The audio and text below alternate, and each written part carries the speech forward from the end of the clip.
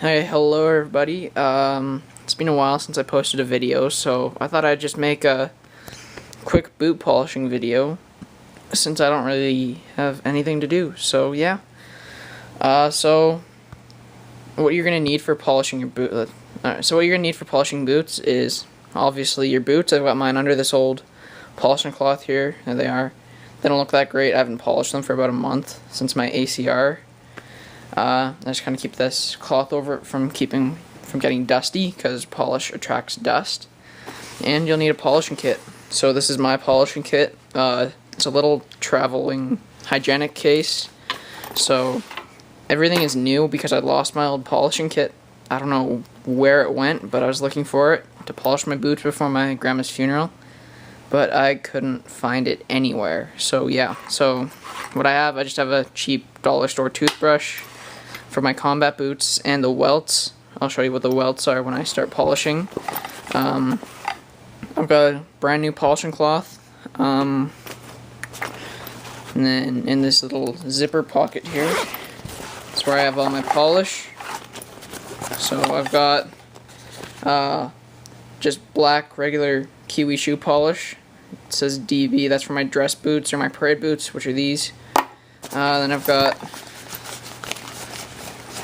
another black one for my combat boots, and then just dig the last one out, and then I've got neutral, which I use sometimes just to put in a little bit of an extra gloss on my parade boots. I only really use the neutral for big parades like an ACR or a grad parade at summer training. So yeah, and then in the back in the big pocket here, I don't have my stand out for my camera or my tripod.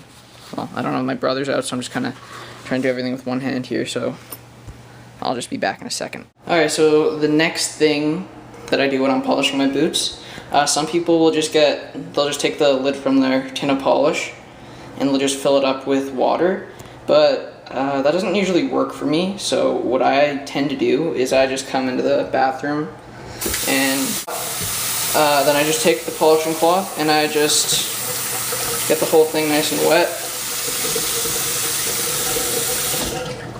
There we go.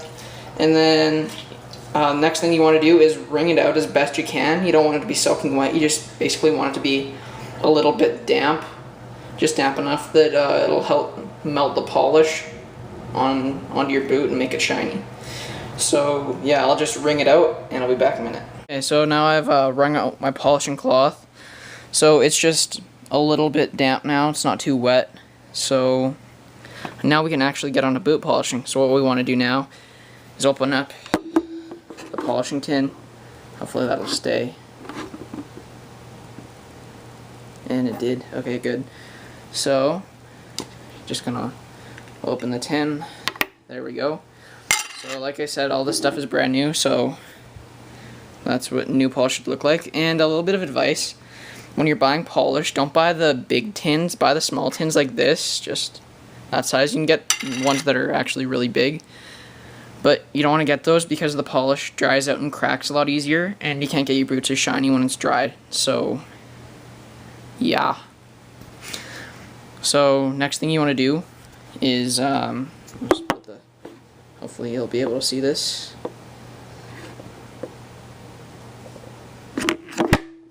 Okay. So next thing you're going to want to do is you're going to want to take the polishing cloth and wrap it around your fingers. So that's what I'll do now. Okay, so now I've got my polishing cloth on my finger. It's wrapped around nice and tight so that the cloth itself doesn't actually move around when you're polishing. So the next thing that you're going to want to do is you're just going to want to get, so you can see my boots are already kind of shiny. Like I said, they've been polished for about a month. So you just want to get a little tiny bit of polish. So just dip your finger in, like that's enough like that. Just wipe it on the side there, just so you don't get any excess. And then you're just going to want to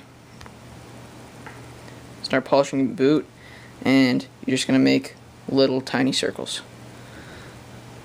Like this.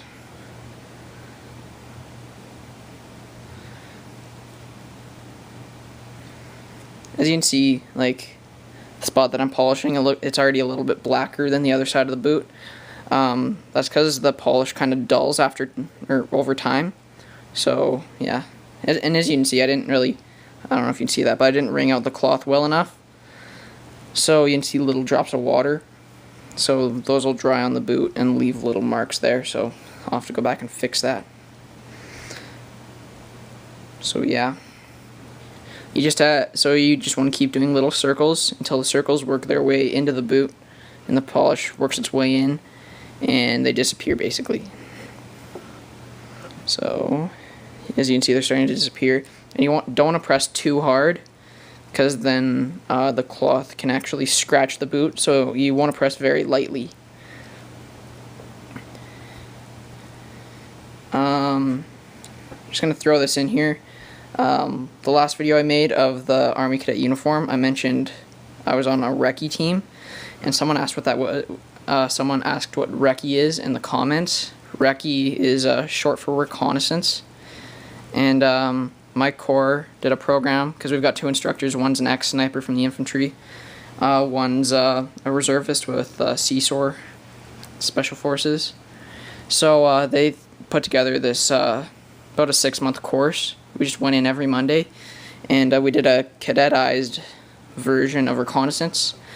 For any foreign cadets or anybody not from Canada watching this video, in the mid-90s, there were people that complained to the government that we're being trained as child soldiers. So now cadets in Canada don't like. We used to get issued C7s and FN FALs and night vision goggles and all that cool stuff. We don't anymore, because we were accused of being trained as child soldiers, and at the time we had the Liberals, the Liberal Party, in power, and they're kind of a pushover. So they're like, yeah, they're being trained as child soldiers, and the Liberals basically said, oh really? Okay, we'll basically stop everything that the Army cadets do and completely change all of it. So we can't do any combatant things anymore. So yeah, recce was kind of, we had to cadetize it just because it was a little bit iffy, just because all that government crap that happened in the 90s.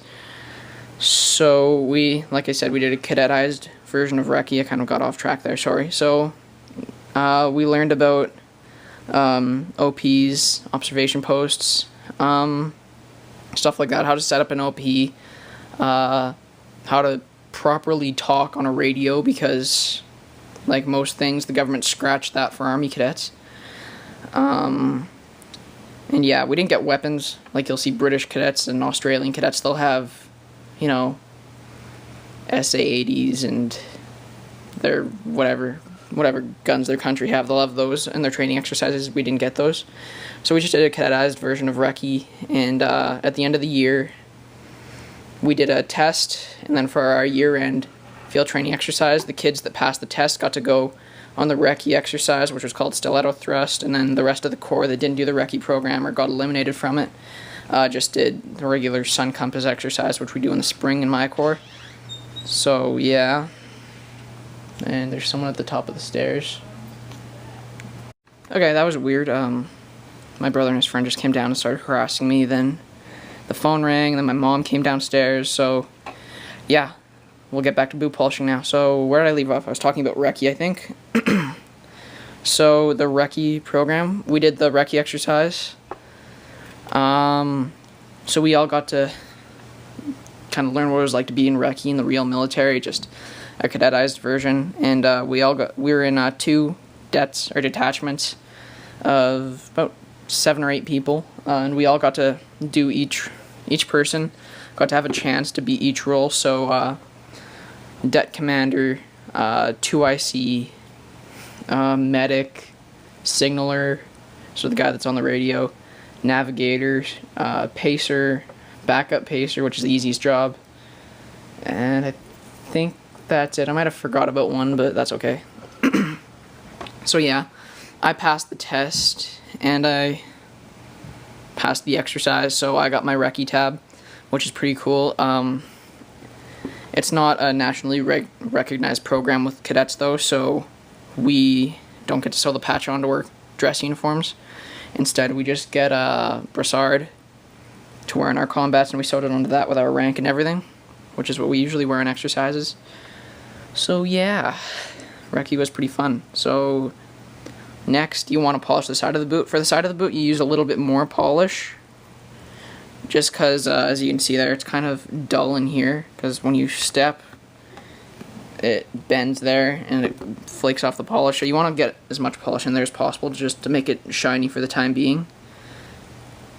So I'll just go ahead and do that. So, and you want to get down here, and the seams, don't just leave the seams, you have to polish those too, because it kind of looks ugly if you've got a nice shiny boot and dull seams. So you have to get those too.